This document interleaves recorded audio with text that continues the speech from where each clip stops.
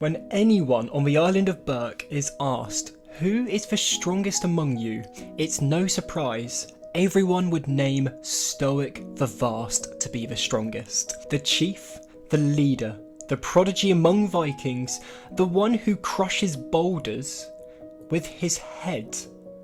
He is undoubtedly the physical embodiment of strength, but even he is crushed by the weight of expectations. Now, if you've made it this far and you have no idea what I'm talking about, let me break it down for you. Stoic the Vast is the chief of a Viking tribe on the island of Berk. As a kid, his strength was unmatched and he grew up to be one of the strongest dragon slayers on the island.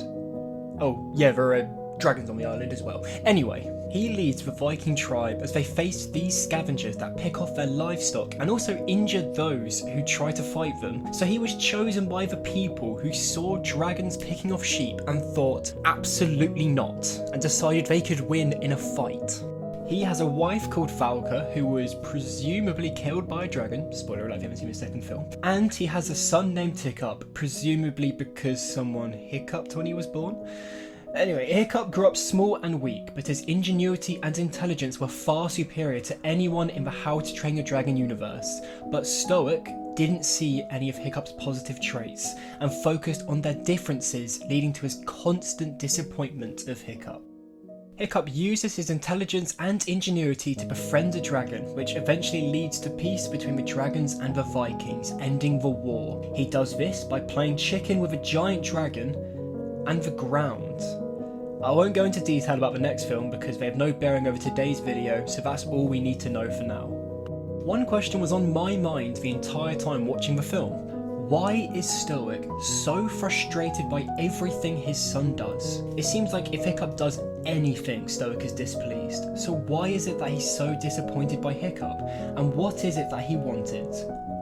Okay, well, I'm sure no one was actually wondering this because the film does a great job showing us exactly why. It does seem that everything Hiccup does leads to devastation, but this question still remains: how long has this been going on for? Well, if we're wondering why, we could just look at the Vikings. The Vikings value physical strength and fighting ability above all else.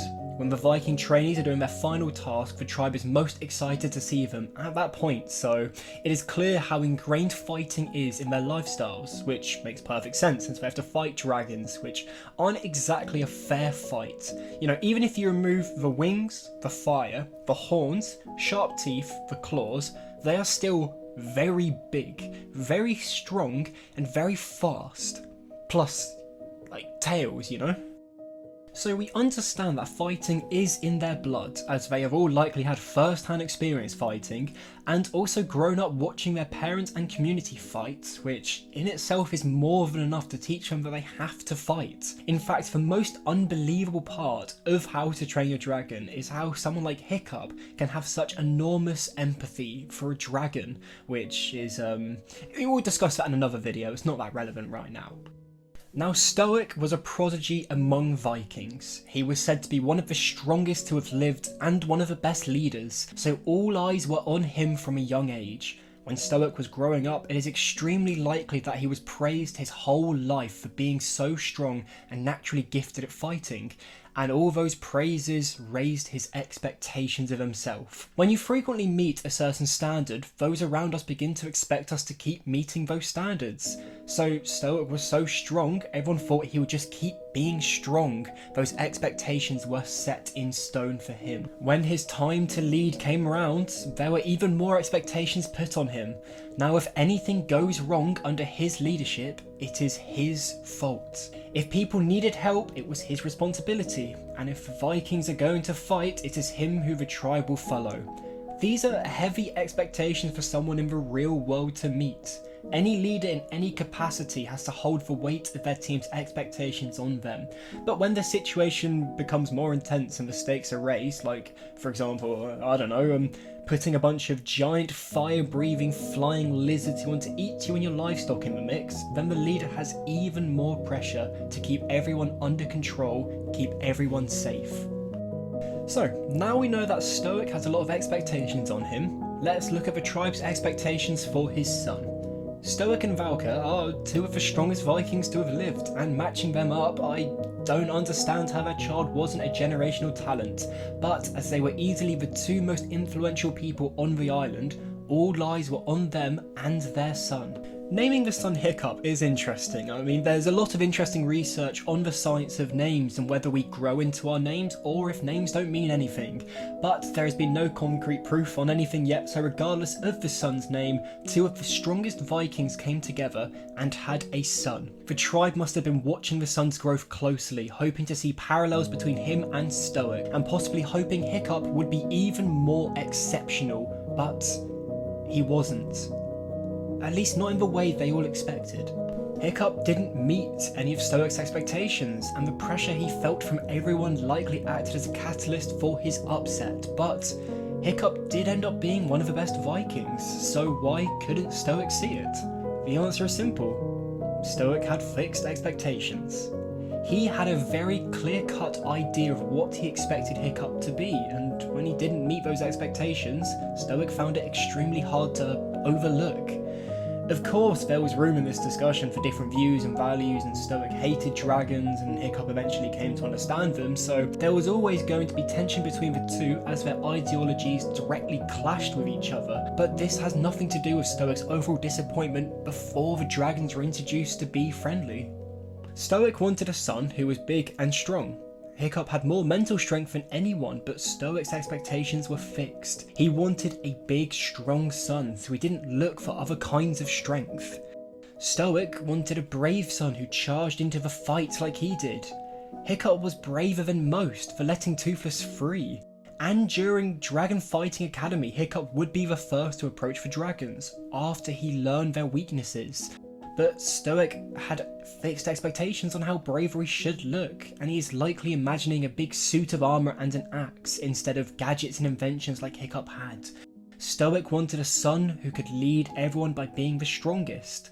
Hiccup leads everyone by being the kindest and the mentally toughest. You get my point. Stoic had a fixed mindset of what he wanted Hiccup to become, and when Hiccup didn't fit into these expectations, Stoic found himself with nothing but disappointment, and overlooked all the exceptional qualities Hiccup was showing from a young age. I mean, Hiccup is the only Viking in history to take down a Night Fury, so before he became the Dragon Man, he was still more successful than most of a tribe could ever dream to be. And let's not forget, he had to 1v1 a dragon in front of everyone in the tribe, and he quite literally calmed it down and made it docile, and this is the least effective he is shown to be. I mean, a few dragons ago, he found a way to make them paralysed by scratching a certain spot. This is information that every Viking would have given an arm and a leg to know, and Hiccup figured it out quite easily. Even if Hiccup had no intention of harming the dragons, this knowledge would have propelled all dragon fighters to the next level in seconds. I think I've made my point very clear. Hiccup is impressive. Even among dragon fighters, he's still one of the most impressive in the tribe. So, what is my point? Why am I retelling you this story? What am I trying to get out of this?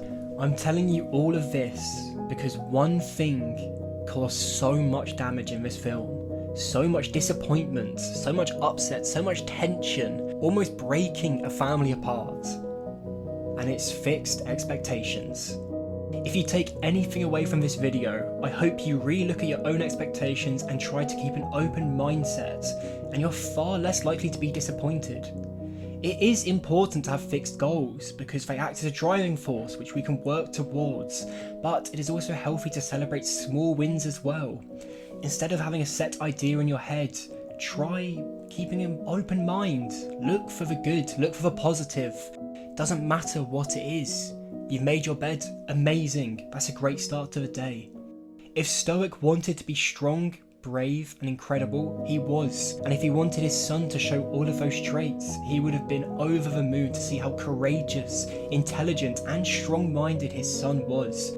And his son did surpass him to become the strongest and greatest chief to have lived. But because of all the pressure he felt, and those expectations put upon him, he was unable to break free of his fixed mindset.